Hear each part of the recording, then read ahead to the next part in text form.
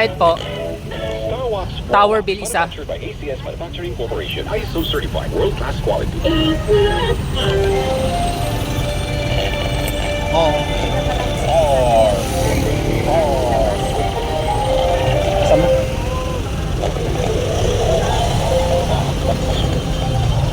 Mula sa pagkalahat at pagkatawa ng mga problema ng tulong ng korupsyon. Narito na tayo sa panibagong antas. Level up. Just start. Ikalawang aklat.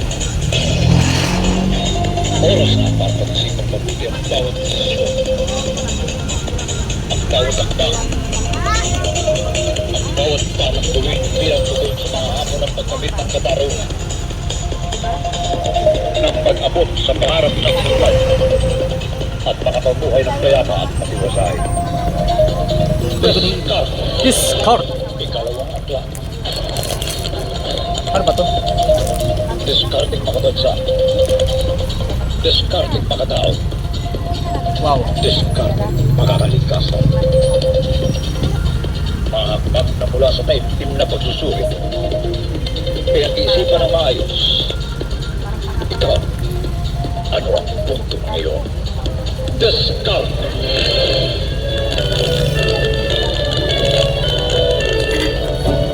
Bawat ako, kaibigan, may kanya-kanya tayong diskarte o yung ating pamamaraan, estilo ng pagharap at pagkilos kaugnay ng isang sitwasyon. Lalo na kung ang sitwasyon yun ay nangangailangan na mamili tayo sa pagitan ng makabubuli sa ating kapwa ang nakararami o makabubuli lamang sa atin.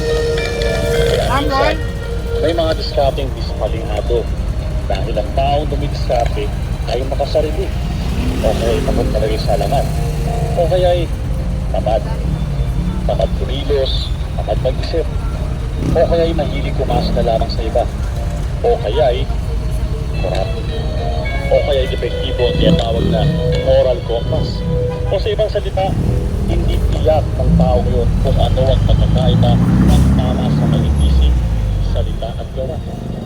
At sa puntong yun, mga kaibigan, itatanong ko po sa inyo, paano ba natin masasabi kung ang isang bagay o ideya ay tama o mali? Ano ang ating pamantayang ginagamit? Saan nagmumula ang ating pamantayan?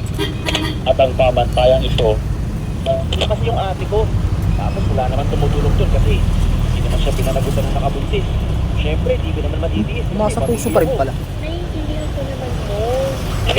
Nakakuhaw na uhaw eh. Greg, parang sino ka? Salamat, Aling Maring. Ito ang bayad. Keep the change, Aling Maring.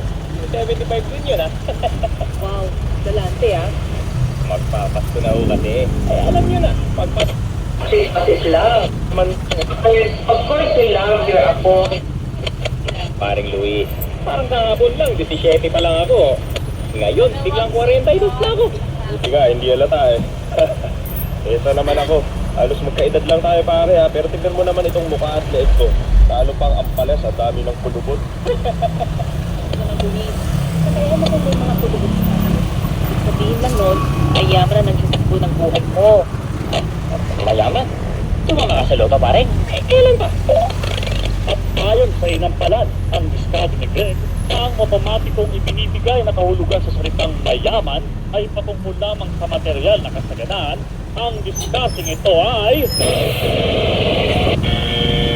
Mali, maling diskarte. Dahil Maling iba't iba ang ibig sabihin ng kayamanan. Hindi lang iyon tungkol sa material na mga bagay. Si Greg, hindi tungkol sa perang sinasabi ko. Ang ibig kong sabihin, mayaman si Luis sa karanasan. Sa kaalaman. Sinak naman pare ah. Eh sa bagay, pag artist daw talaga, ganun eh. Kasi mas malalim kung tignan nyo ang mga bagay-bagay sa buhay, kaya mas makulay yung patanaw nyo sa Maiwan ko life, na di naman ba yun. pare?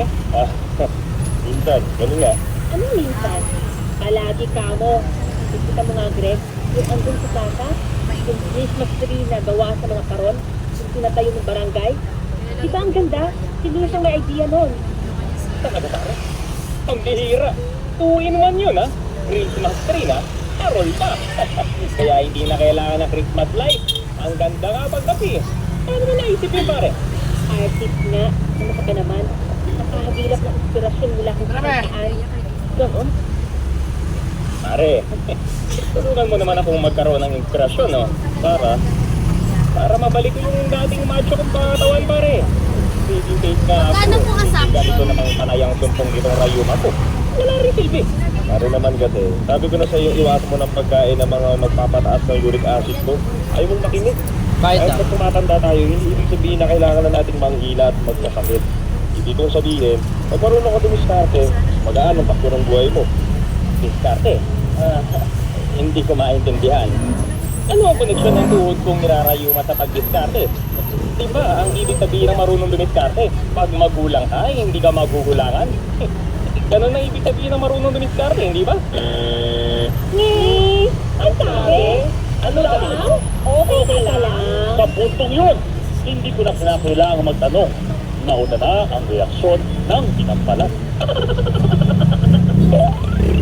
Kasi nga ba parang sa marami, naging napaka-negatibo ng kahaligan ng salitang diskarte. Samantala, ayaw mo rin, sabi mo, pusa. Pagkano ka rin na? Ano nilingin mo? Ganyan ka na. Iho yung pamenta ang dahilan kung ba't ako ganito. Narinig ko kasi ang pinag-uusapan ninyo ni na Louie at Greg. Ay, mga meron sa background. Huwag kayo pakialam ha. Nagkama lang kayo dyan.